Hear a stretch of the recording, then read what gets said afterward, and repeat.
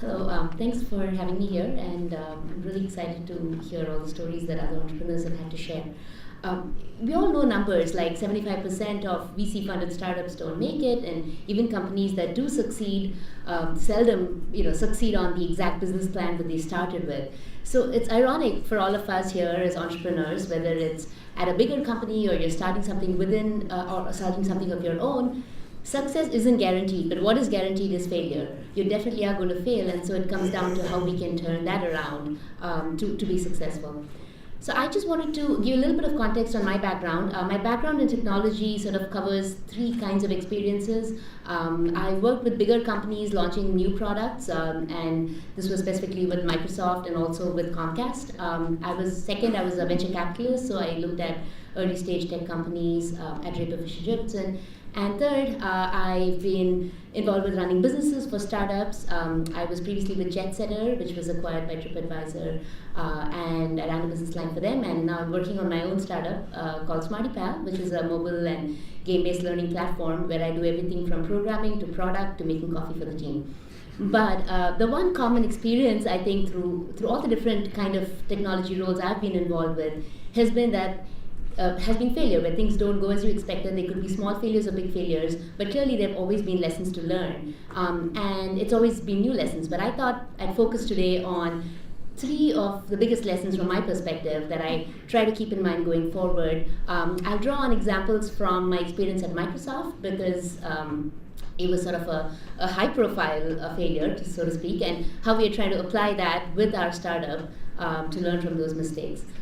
The project I worked on at Microsoft was called WinFS, and Bill Gates, whose picture was up here earlier, it was really his dream project. And someone asked him recently on a Reddit chat what was the one product that he wished Microsoft had released, and he said WinFS. So WinFS was going to be a new data storage platform for all of the users' data. So it was going to be a replacement for the file system, and your emails, contacts, everything would live here. But what was different was it was going to be a smart, structured store, meaning it understood relationships between data, and so you could do much richer things like sharing the data, searching, organizing, and so on. So for instance, you might have pictures from Tech Week, business cards you've exchanged with people, calendar appointments, and so on, which you as a user, have a relationship between that, but then so the computer doesn't understand that today. So clearly the idea made a lot of sense, and probably even more so today with the amount of digital data that we have growing. So why did it really fail? It was not for lack of resources. Microsoft invested a ton of money into the product and had some of the best people working on it. And the idea made a lot of sense. So in the case of WinFS, it all came down to one big reason, which brings me to my first lesson. And I actually had a slide, but I couldn't find a USB stick. I think we've all just gotten too used to Dropbox, so I had to improvise without my slide. But it was one slide, which brings me to my first lesson, which really is fail fast and iterate. And in the case of WinFS, the single biggest reason why the project failed was that instead of taking small steps and learning and iterating, we really wanted to work on it for a couple of years and then release this big new platform with partners who are other software companies in different sectors, all of whom built on the platform. Now, granted, this was 2002. It was the years of software on CDs, and so you couldn't really iterate the way you would with web-based software, but there were still ways in which we could have taken baby steps, which we didn't. And what really happened was when you try to make something so big, it starts getting delayed, and once a project starts getting delayed, it becomes a slippery slope. It's hard to convince partners to keep working with you. People start leaving the team, and then it just gets delayed and gets further down that dangerous slope. And in the case of WinFS, WinFS had to be taken out of Windows, which completely changed the business model and was really the last straw.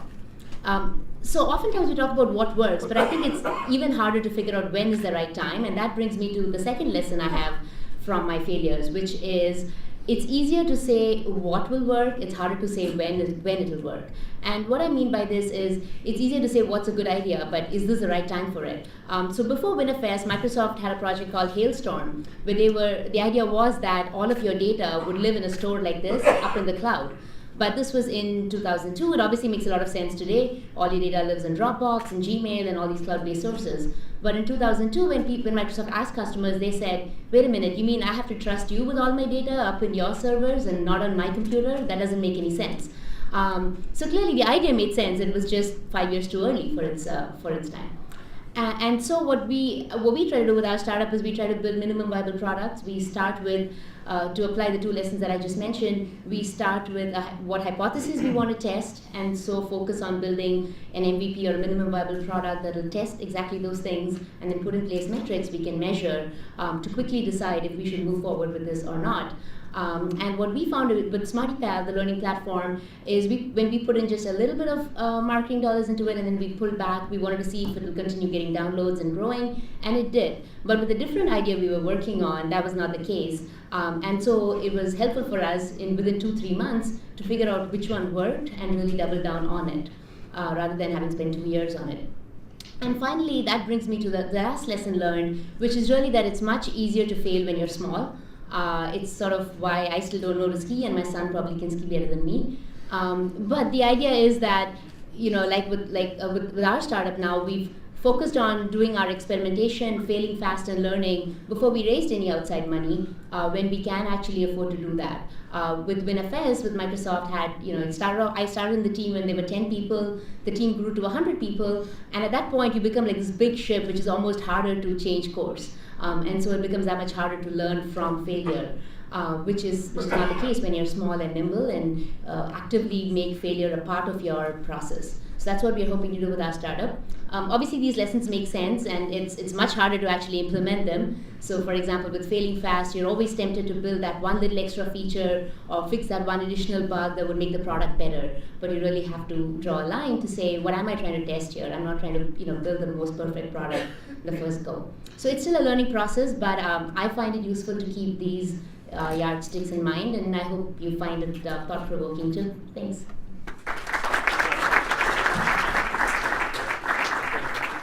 Sorry, any questions?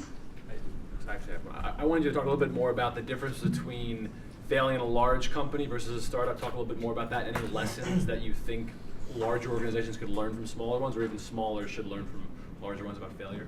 Yeah, I think that's a great question. I think it's failing in a big company in some ways is easier because most of the times you don't lose your job. You still have another group that you can go join. But as an entrepreneur, you really have all your eggs in this one basket. So I think in that sense, you're taking way more risk, as Jamil was talking about earlier, personal and professional risk. But I think that in terms of what big companies can learn from startups, I think that because startups are strapped for resources, you kind of engineer your product and your marketing, everything in a way that you can learn quickly from failure and adapt, because you don't have the luxury to spend 2 years building something and then realizing it doesn't work. So I think for bigger companies to adopt that kind of a culture is something they can learn from startups. I think.